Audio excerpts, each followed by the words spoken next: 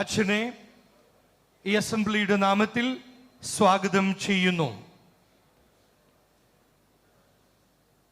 തുടർന്ന് reverend father Thomas Melvettath, secretary, Syro-Malabar commission for catechesis, രണ്ടാമത്തെ paper അവതരിപ്പിക്കുന്നു. മൂന്നാമത് reverend father Mathew Vazhayil, former catechism director, eparchy of Palakkad and director of Yuvakshetra institute of management studies, അദ്ദേഹത്തെയും വേദിയിലേക്ക് സ്വാഗതം ചെയ്യുന്നു. നാലാമത്തെ പേപ്പർ അവതരിപ്പിക്കുന്നത് ഡോക്ടർ PC അനിയൻ കുഞ്ഞ്, former principal saint Aloysius college Edathua, NAC assessor UGC, attended the Synod of Bishops on Word of God, Vatican in 2008 as a lay representative. അദ്ദേഹത്തെയും വേദിയിലേക്ക് സ്വാഗതം ചെയ്യുന്നു.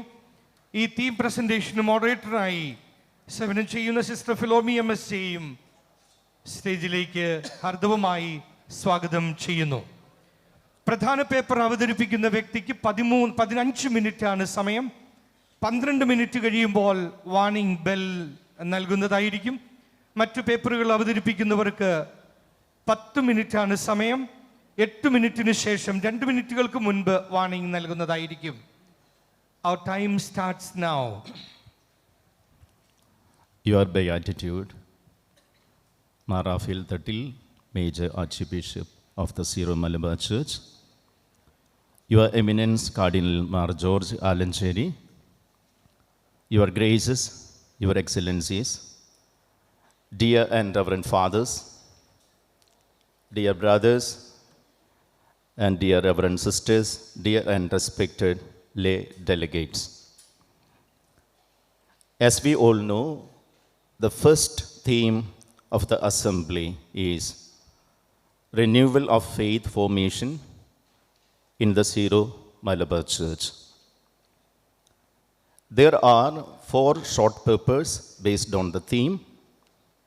The first paper is about relevance, scope and goals of catechesis.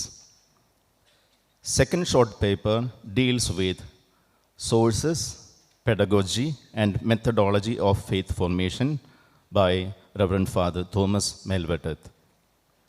And the third short paper is on formation of catechists by Father Matthew Varel. And the fourth short paper is about the role of family, parish and priest in faith formation by Professor Dr. PC Aniyangunju sir. So we begin with the first short paper, that's about the relevance, scope and goals of catechesis. Introduction. Christ entrusted the church with the duty to preach the gospel to the whole world through her word and witness. Evangelization is not an option, but it's our duty as baptized Christians. Faith formation is an important ministry of the church, and it forms a part of the work of evangelization. This paper is an attempt to point out certain areas of renewal of faith formation in the Syro-Malabar Church. After presenting the relevance and scope of the faith formation in the changing situations of the modern world, certain goals of renewed catechesis are pointed out. Relevance of renewal of faith formation in the Syro-Malabar Church. The Syro-Malabar Catholic Church, the second largest Eastern Catholic Church, has a well-established catechetical system.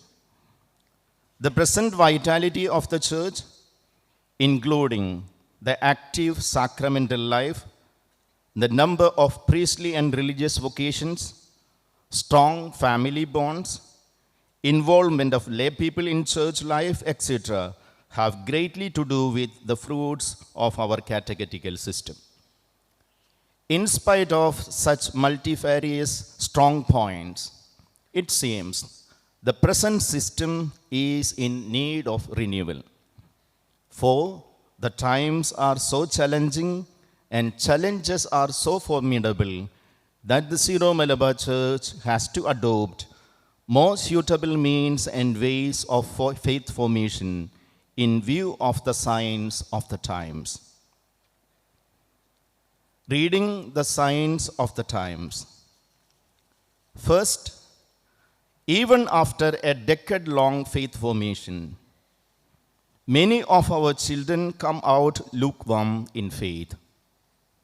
After their schooling, left to themselves, many teenagers do not volunteer to attend Sunday Mass, read the Bible, or even ready to admit publicly that I am a Christian.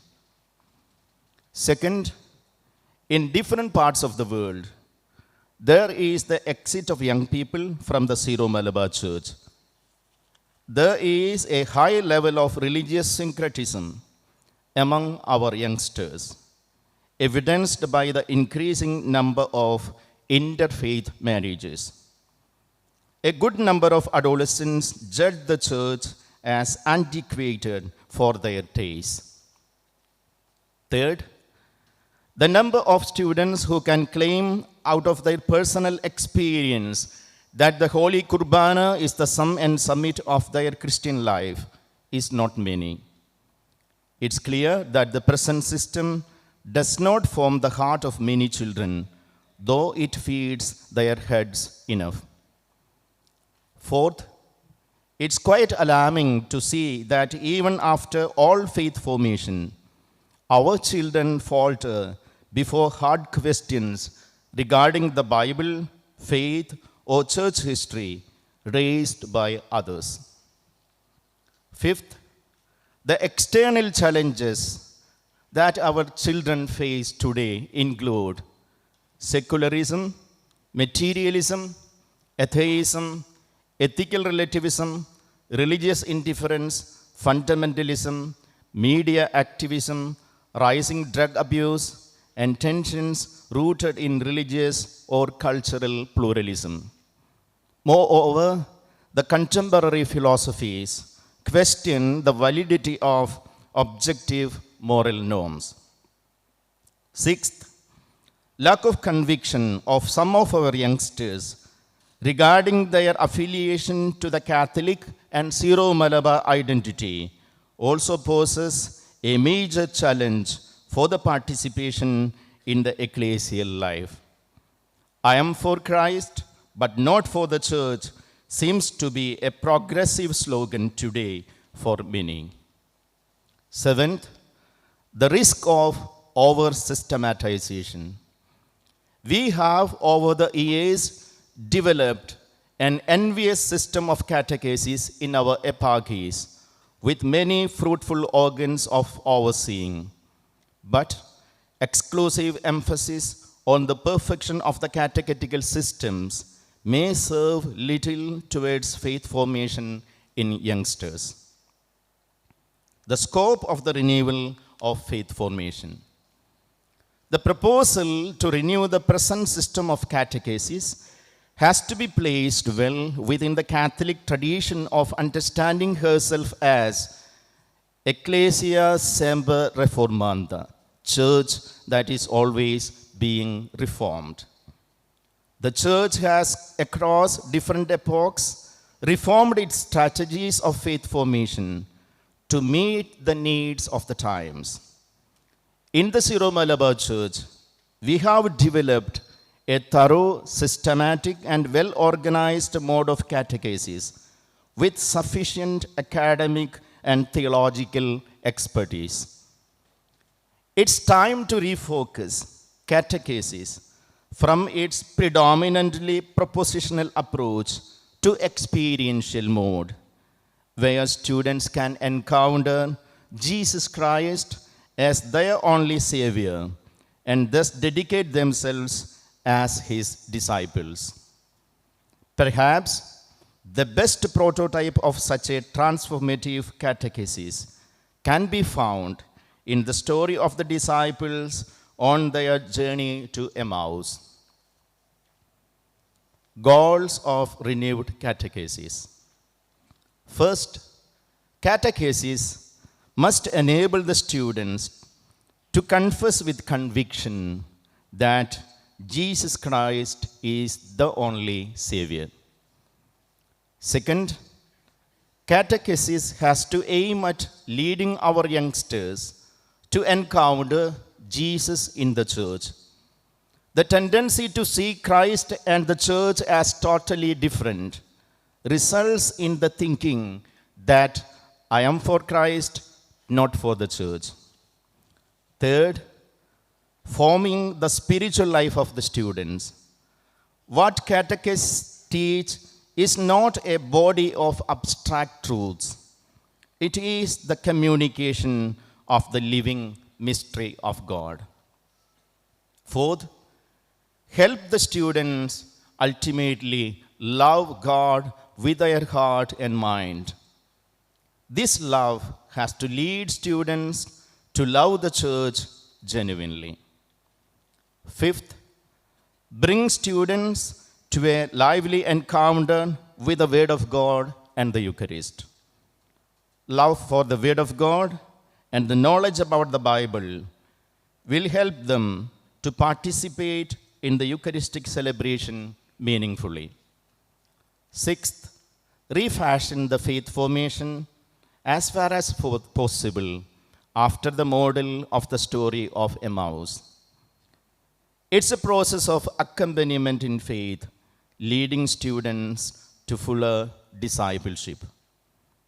Seventh, catechesis must eventually form missionaries who proclaim Jesus Christ far and near.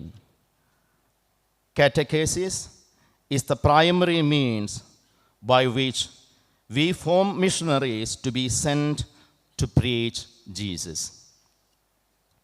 Let me conclude. In view of the above said goals, we have to revisit the strategies of faith formation, making it more attractive in form, communicative in delivery, and effective in content towards transforming students unto Jesus Christ. Proper catechesis should include both orthodoxy and orthopraxis.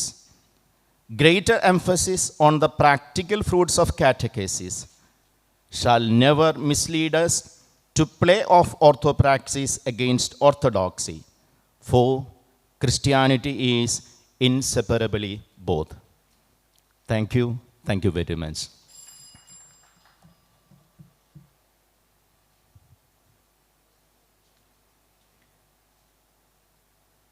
അടുത്ത paper അവതരിപ്പിക്കുന്നതിനു വേണ്ടി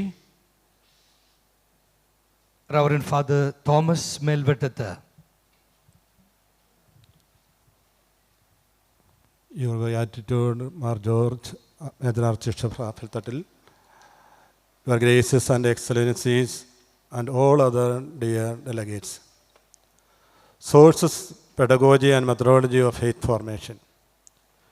It has been 2 decades since our church introduced the first set of catechism textbooks based on call and response, the Catechetical Directory of Syro-Malabar Church. The Catechetical series titled On the Path of Salvation, Rashida Padil, was well accepted throughout the church. The methodology of textbook preparation and the teaching has undergone drastic changes during the last decades. After COVID-19 pandemic, children have developed a new taste and aptitude for in-learning. Here, we would like to place before the assembly the theoretical aspect of methodology of catechism based on the documents of the church and the concrete proposals for the further discussion and interventions. First, theoretical part of methodology, that is, documents of the church. Sources of catechism include Second Vatican Council documents, Catechesis Tradende, Catechism of the Catholic Church, General Directory for Catechesis, Code of Canons of Eastern Churches, Call and Response, Catechetical Series on the Path of Salvation, The Joy of the Gospel, and Directory for Catechesis. Methodology for faith formation. Diversity of methods In the age and intellectual development of Christians, the degree of ecclesial and spiritual maturity and many other personal circumstances demand that catechism should adopt widely different methods for attainment of its specific aim, education in faith. The Church, in transmitting faith, does not have a particular method or any single method. Rather, discerns contemporary methods in the light of pedagogy of God. The pedagogy followed must be taken into account celebrational catechesis, instructional catechesis, and apprenticeship catechesis. Understanding the pedagogy of faith. Divine pedagogy in salvation history. Revelation is a great educational work of God. In fact, it can also interpret through the pedagogical lens. In it, we find distinctive elements that can help to lead, recognize a divine pedagogy, one which is capable of profound influencing the church is educational activity.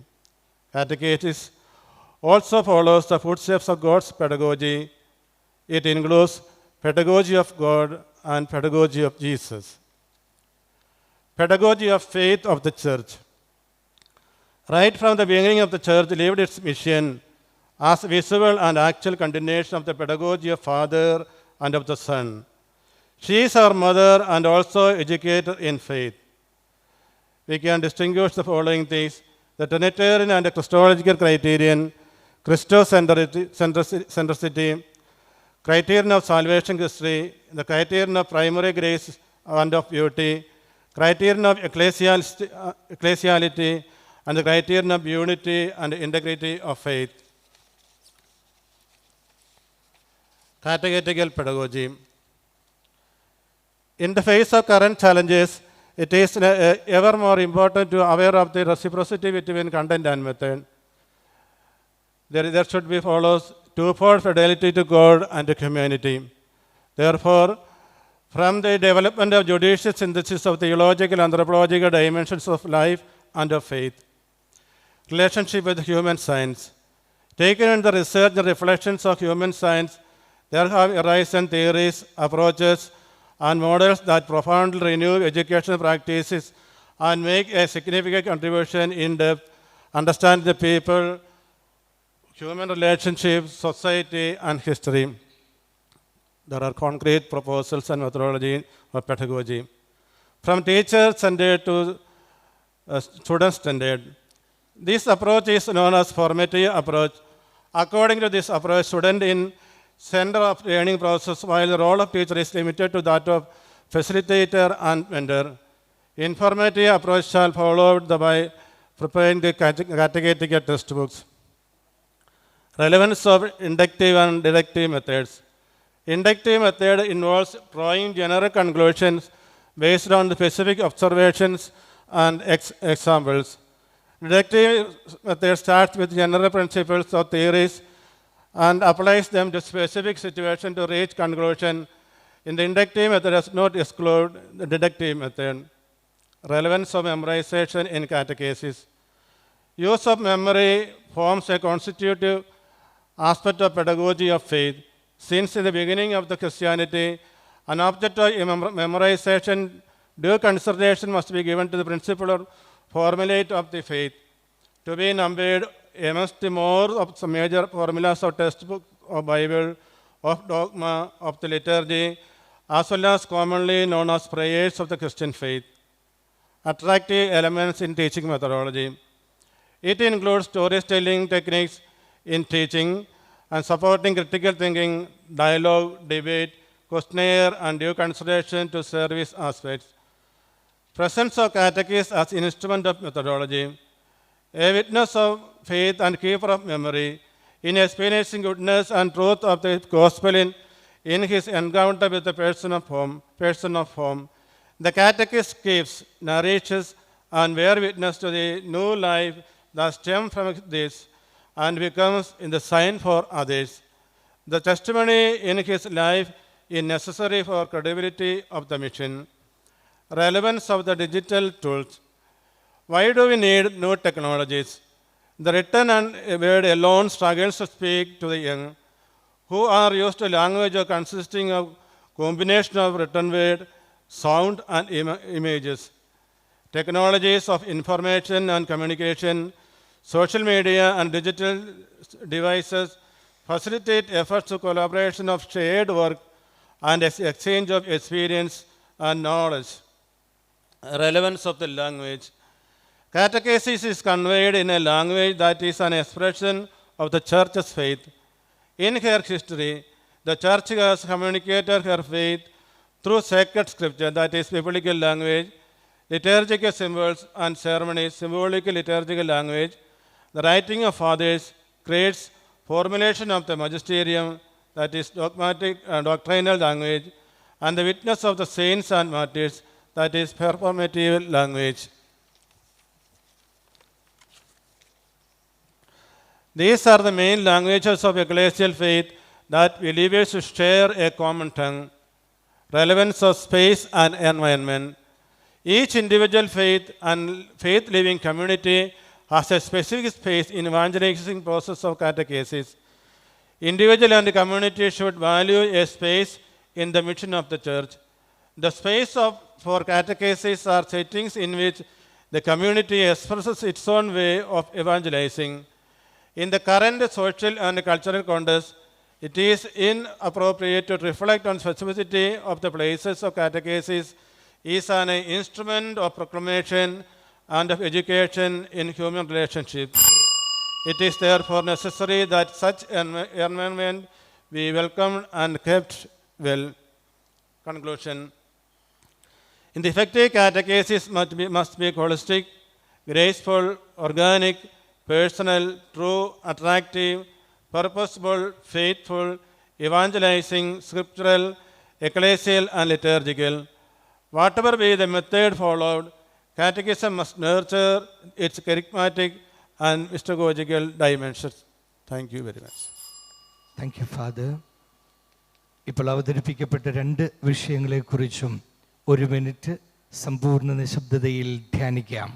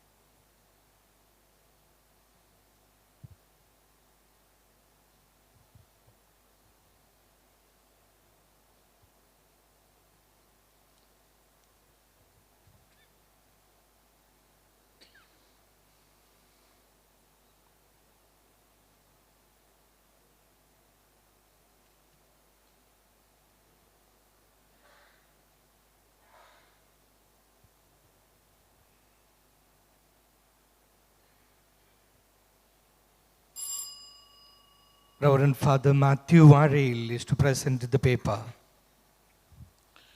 So the third theme is on renewed faith formation, vocational, formative, and promotional orientation of catechists.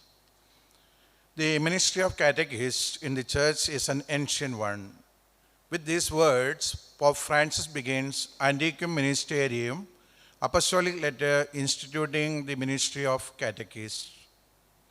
Catechists have always had a very important role in the secular journey of evangelization. Even today, they are recognized to be irreplaceable evangelizers. In his message to the plenary assembly, the Holy Father confirmed the uniqueness of their role. During my apostolic journeys, I have been able to observe personally what the catechists offer, especially in mission territories, an outstanding and absolutely necessary contribution to the spread of the faith and the church. The church experienced directly the undisputed effectiveness of lay catechists under the direction of priests. In fact, they continue with frankness to announce the good news to their brothers and sisters of other religions, preparing them for entry into ecclesial community through baptism, through religious instruction, preparation for sacraments, animation of prayer, and other works of charity. They help the baptized to grow in the fervor of Christian life. Catechists are truly the pride of the missionary church. In this paper, we'll be discussing the identity of catechists, their selection, formation, and spirituality, and finally, basic apostolic tasks. Catechists offer an indispensable service under the direction of pastors, a factor of prime importance in evangelization mission of the church. They are considered as a praiseworthy army of lay apostles, a fundamental evangelical service.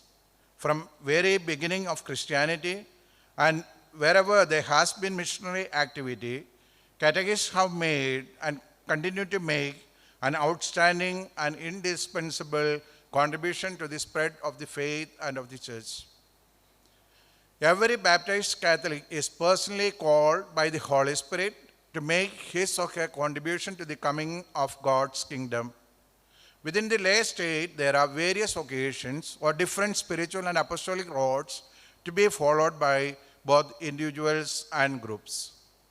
At the origin of the catechist occasion, therefore, apart from the sacraments of baptism and confirmation, there is a specific call from the Holy Spirit, a special charism recognized by the Church and made explicit by Bishop's mandate. It is important for the catechist candidate to recognize the supernatural and ecclesial significance of his call so as to be able to respond like the Son of God, "Here I come," or like the prophet, "Here I am, send me." In actual missionary practice, the catechist vocation is both specific, that is for this task of catechizing, and general, for collaborating in whatever apostolic services are useful for the building up of the church. Role of catechist. Closely linked to the question of identity is that of the role of catechist in missionary activity, a role that is both important and many-sided.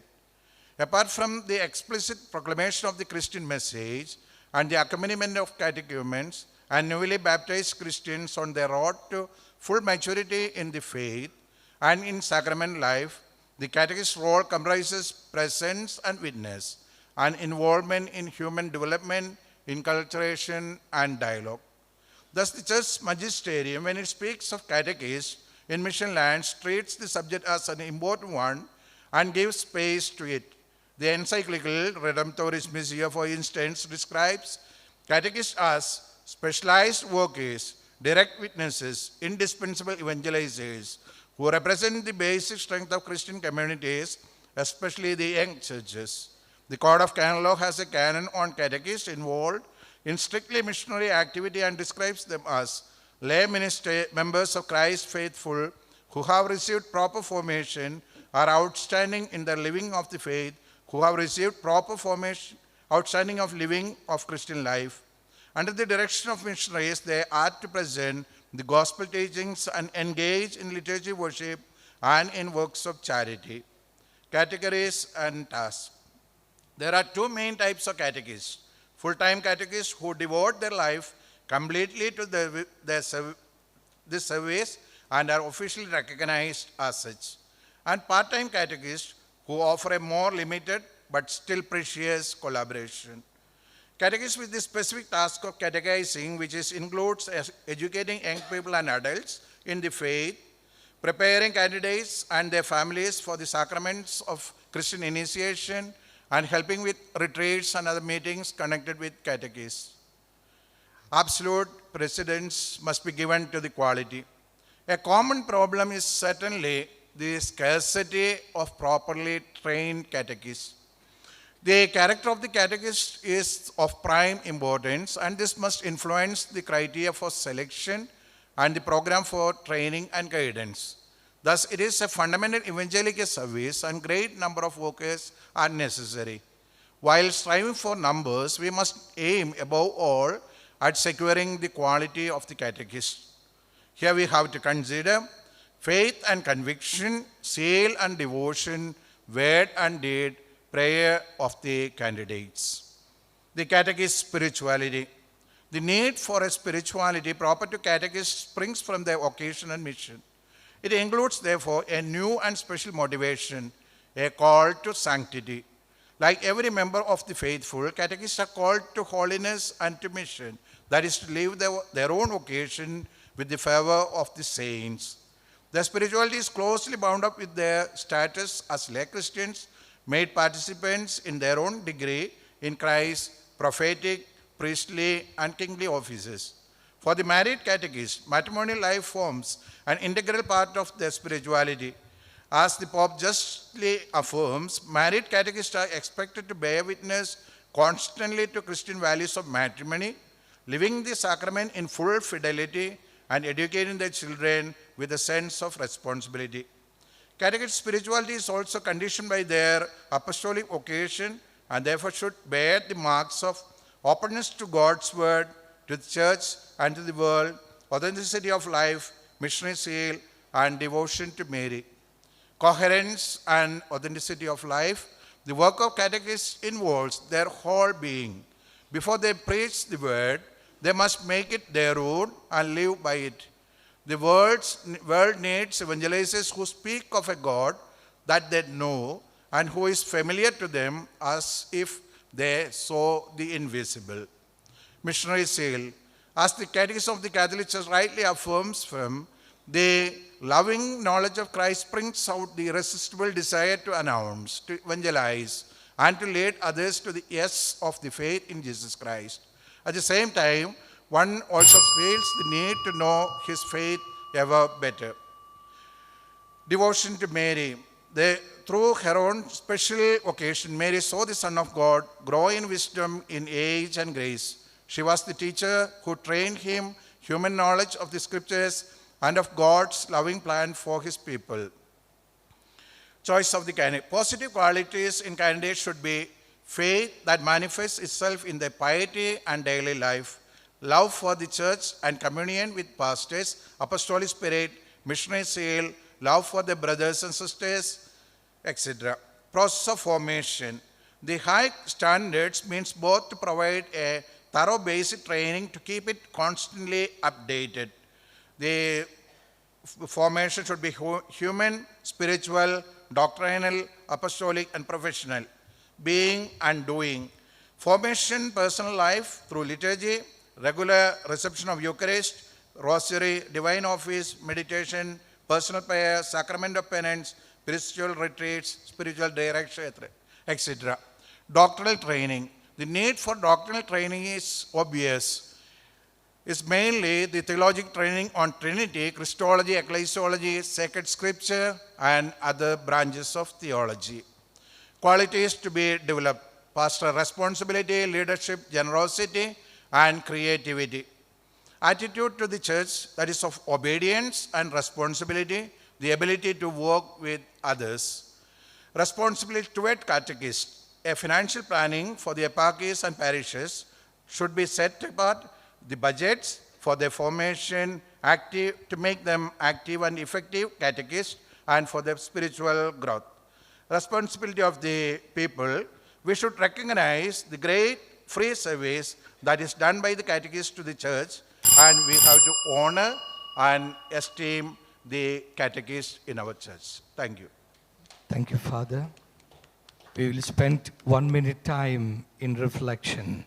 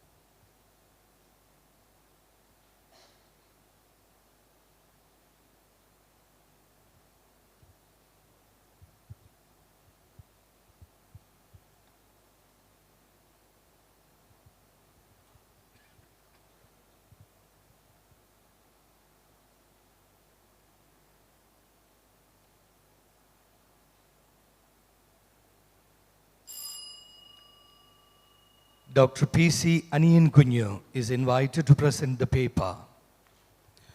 Nestambar Isha Mishiha. Your beatitude, all the dear and respected members of the assembly.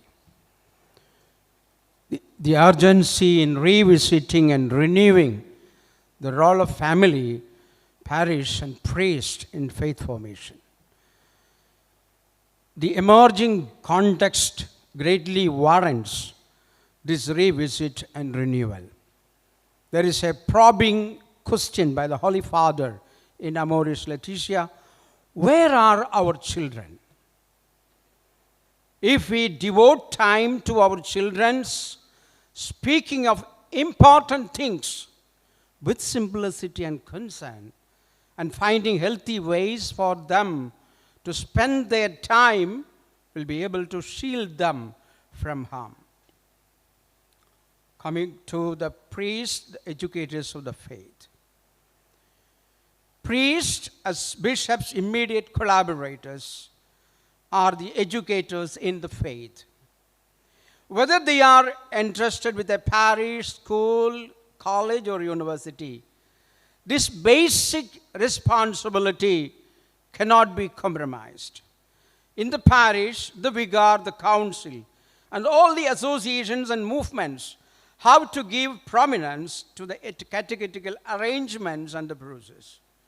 There must be continual efforts in each parish to convince families and parents on the importance of faith formation, especially that of kids and children. There should be that concept of team formation for the most important ministry of the church, second only to the liturgy. Coming to the crucial role of parish in faith formation. As the most significant hub of the Christian community, the parish plays a crucial role in Christian formation. It is the place where Christians recognize their identity as the people of God, the worshiping community, and celebrating their faith, transcending all human differences and embracing the universality of the church. The parish is not only where faith is born, but also where it flourishes. It provides an ideal community space for the ministry of the word, encompassing teaching, education, and life experiences. A most important statement: the life of the parish is built around the priest, the priesthood of Jesus Christ. It's therefore of fundamental importance of the parish to have a priest who is wholeheartedly committed to faith formation. So under his directorship and with effective leadership, all the physical facilities of the parish are to be entrusted for this task.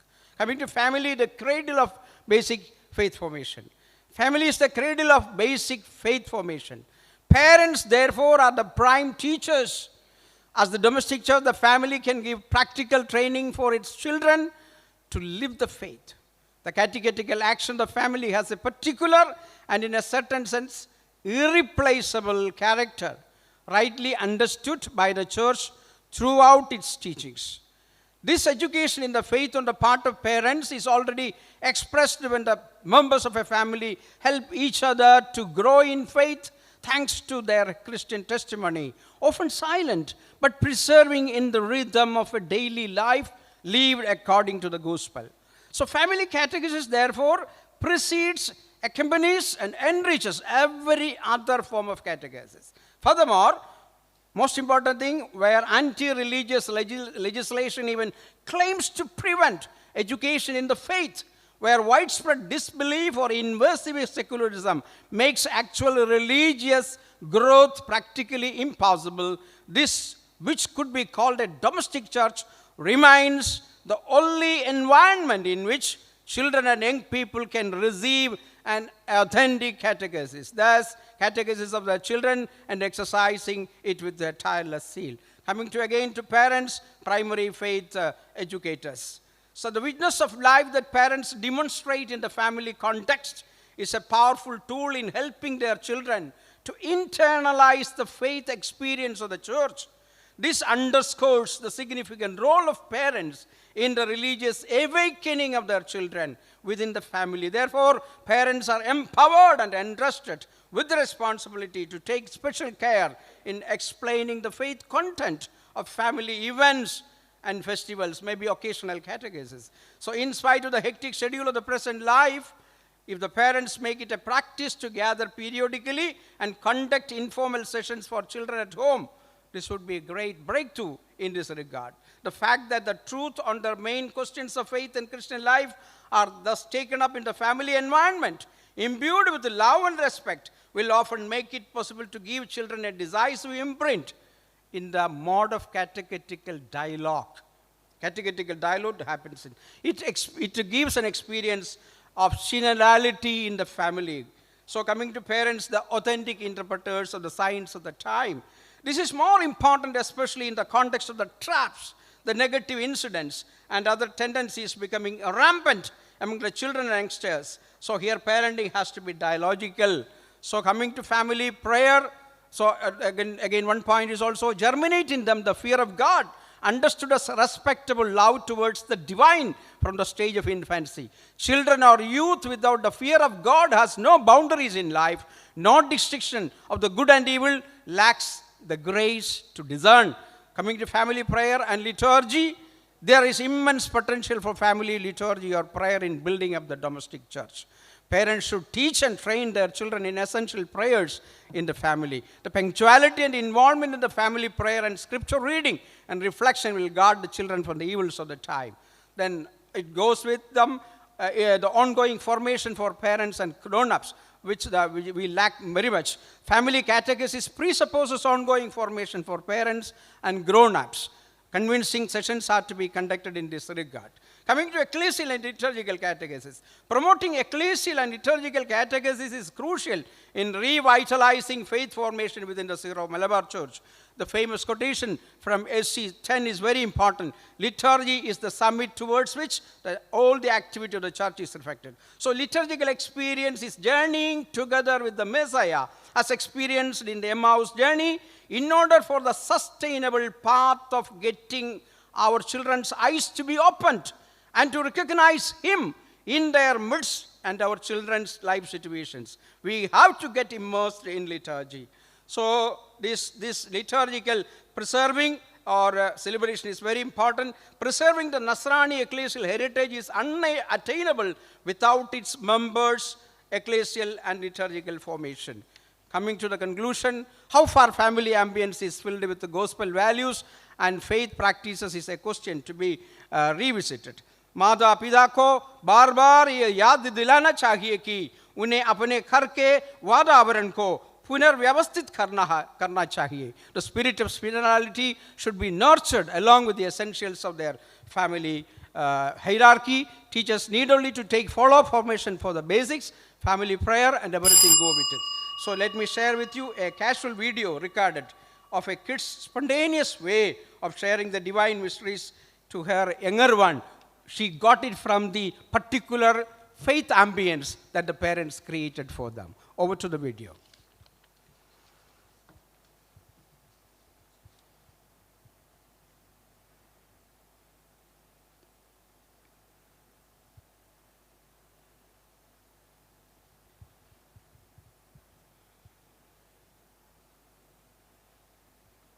Just 80 seconds, that's all.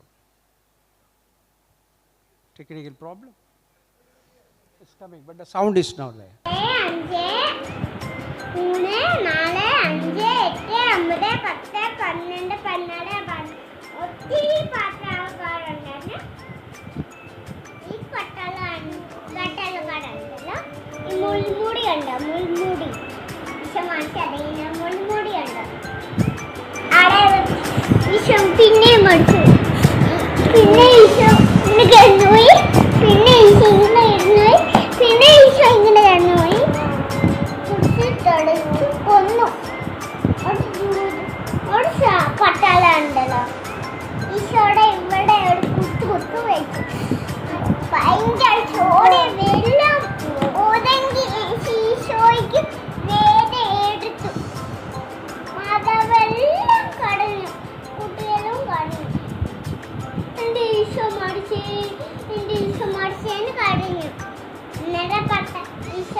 Never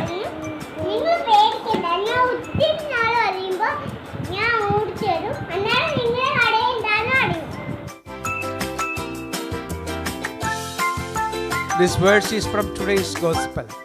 Thank you for your patient listening. Jai Yeshu. Thank you very much, sir. 1 minute's reflection time.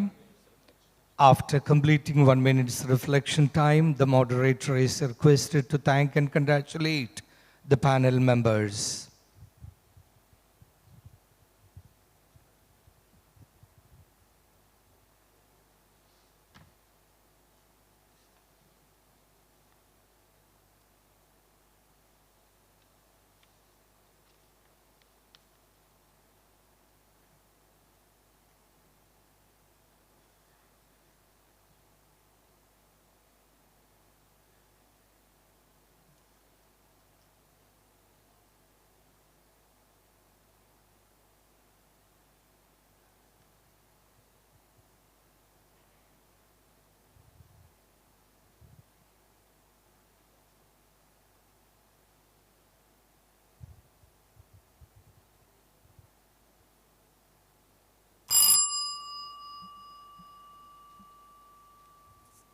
നമ്മുടെ സഭയുടെ തലവനും പിതാവുമായ Rafale പിതാവേ, മറ്റ്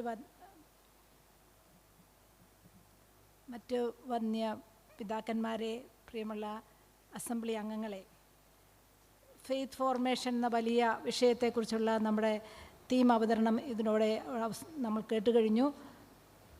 4 വിശിഷ്ട വ്യക്തികൾ നമുക്ക് വേണ്ടിയിട്ട് ഈ തീം ഇവിടെ അവതരിപ്പിച്ചു. Reverend doctor Sebastian Chalakkal, reverend doctor Thomas Melvattath, reverend doctor Mathew Vazhayil, professor doctor PC Aniyankunju വളരെ നല്ല രീതിയിൽ ഈ പ്രസൻറ്റേഷൻ ഇവിടെ തയ്യാറാക്കി അവതരിപ്പിച്ച ഈ 4 പേർക്കും പ്രത്യേകമായ വിധത്തിലുള്ള സഭയുടെ കൂട്ടായ്മയുടെ എല്ലാവിധ നന്ദിയും അറിയിച്ചുകൊള്ളുന്നു. വിശ്വാസമെന്ന വലിയ സമ്മാനം എങ്ങനെ നമ്മൾ ആസ്വദിക്കണമെന്നും എങ്ങനെ നമ്മൾ കൈമാറണമെന്നും വലിയ ഉത്തരവാദിത്വത്തെ നമ്മളെ ഓർമ്മിപ്പിച്ചുകൊണ്ട് ഈ നിമിഷങ്ങൾ നല്ല ദൈവം നമുക്ക് നൽകി. ഈ അവസരത്തിൽ ഇവിടെ കൂടിയിരിക്കുന്ന എല്ലാവരുടെയും പേരിൽ ഈ തീം പ്രസൻറ്റ് ചെയ്ത ഓരോരുത്തർക്കും എല്ലാവിധ നന്ദിയും അറിയിച്ചുകൊള്ളുന്നു. നമ്മുടെ എല്ലാ നന്ദിയും അപ്രീസിയേഷനും അറിയിച്ചുകൊണ്ട് നമുക്കൊരു നല്ല കയ്യടി ഇവർക്ക് കൊടുക്കാമെന്ന് എനിക്ക് തോന്നുന്നു. Thank you very much sister. ഈ സെഷൻ മോഡറേറ്റ് ചെയ്യാൻ എന്നെ ക്ഷണിച്ചതിന് നന്ദിയും അറിയിച്ചുകൊണ്ട് എല്ലാവിധ പ്രാർത്ഥന അപേക്ഷകളോടുകൂടി നിർത്തുന്നു. Thank you very much sister.